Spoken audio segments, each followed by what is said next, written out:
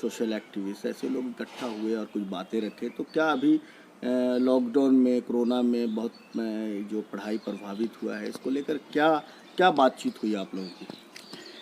Basically जैसा कि हम लोग बेहतर जानते हैं कि अभी लॉकडाउन की वजह से जो पढ़ाई इम्पैक्ट हुआ है बच्चों को पे ख़ास तौर से, और इनका कहीं ना कहीं इंटरेस्ट जो है पढ़ाई की तरफ से हटा है।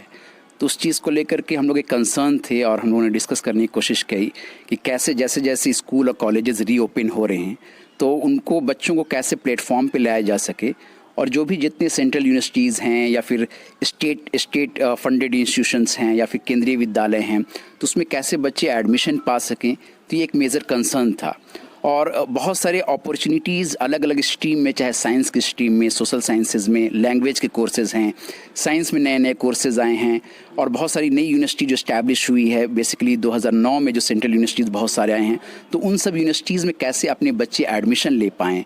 और पहला चैलेंज तो हमारे साथ फ़िलहाल यही है कि जो बच्चों की जो पढ़ाई पे जो इम्पैक्ट हुआ पिछले 7-8 महीने से, कैसे उनको ट्रैक पे लाया जाए। तो उसके लिए कैरियर काउंसलिंग भी की जा सकती है। उनको आप क्या तरीका अपनाएंगे उन बच्चों को जो बच्चों के हाथों में आज ज़्यादातर मोबाइल चला आया है, पढ़ाई से बहुत वो किनारे हो रहे हैं, तो उनको कैसे समझा पाएंगे, आप क्या करेंगे उनके लिए? 2-3 चीज़ें मेजर टूल्स हो सकती है कि मेरे नज़र में कि कहीं ना कहीं सबसे पहले उनको जो है तालीम की अहमियत उनके और उनके पेरेंट्स तक जानी चाहिए, और बिल्कुल बहुत ही डीपली इनरूटेड होना चाहिए कि आखिर तालीम की असल में क्या अहमियत है।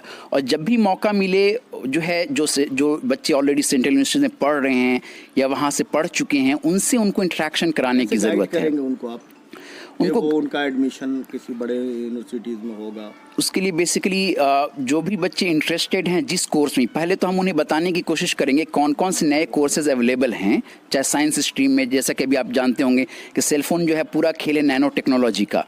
टेक्नोलॉजी आने के बाद फिर गवर्नमेंट ने उसको ग्रीन एनर्जी टेक्नोलॉजी की बात कर दी। तो बायो इन्फॉर्मेटिक्स के कोर्सेज हैं, बायो केमिस्ट्री के कोर्सेज हैं, तो बहुत सारे नए कोर्सेज आए हैं। उनको उन तक पहुंचाना, मास कम्युनिकेशन में बहुत सारे कोर्सेज हैं, लैंग्वेज के बहुत सारे कोर्सेज हैं जो कि पैंडेमिक में उभर कर आया है। मोस्टली जो लैंग्वेज में जो लोग जॉब कर रहे हैं, घर बैठे जॉब कर रहे हैं, यहाँ से जापान के लिए, यहाँ से जर्मनी के लिए, यूएस के लिए वो काम कर रहे हैं बैठे हुए, तो उनको ये सारी अपॉर्चुनिटीज़ एक्सप्लोर करना, बताना है। उसके बाद देखना है कि उनका इंटरेस्ट किसके टूवर्ड्स है। बेसिकली जब तक वो ए से जेड तक, जब तक वो पूरे अल्फ़ाबेट को नहीं जानेंगे, अगर वो सिर्फ ABCD जान रहे हैं तो जाहिर सी बात है ABCD में से ही किसी कैरियर को ऑप्ट करेंगे।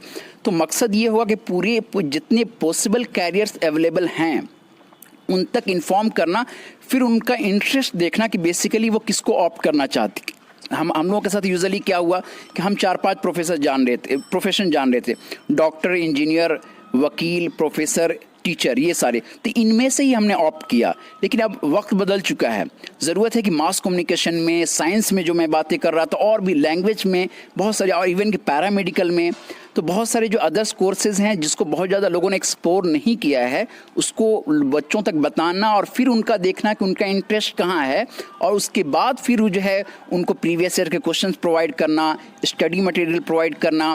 उसके बाद जो उसके कोर्स, जो एंट्रेंस के जो कंटेंट हैं, जो सिलेबस जिसे हम कहते हैं, वो सिलेबस उनको प्रोवाइड करना, और उससे कहीं और ज़्यादा कि जो जिस सब्जेक्ट की वो प्रिपरेशन कर रहे हैं उसके अगर कोई प्रोफेसर हैं या उसमें ऑलरेडी कोई मास्टर या PhD कर रहे हैं, उनसे उनको कनेक्ट करा देना। बेसिकली मेंटर मेंटीशिप की मैं बात कर रहा हूँ। तो ये सारे प्रोसेस हो सकते हैं उनको इनके तरफ लाने के लिए। उनको इसको लेकर आप लोगों ने डिस्कशन किया? जी। क्या लगता है इस पर, उम्मीदें क्या लगती है आप? काफ़ी कुछ इस पर और भी मेहनत करने की ज़रूरत है।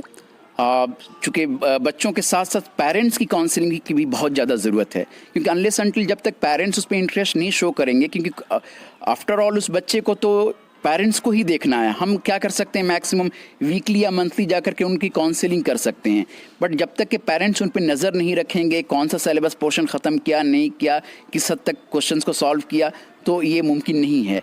तो पेरेंट्स की भी मिलने की कोशिश करेंगे हम लोग, स्टूडेंट्स तक तो मिलना ही है हमें बेसिकली। चलिए सर, बहुत शुक्रिया। जी।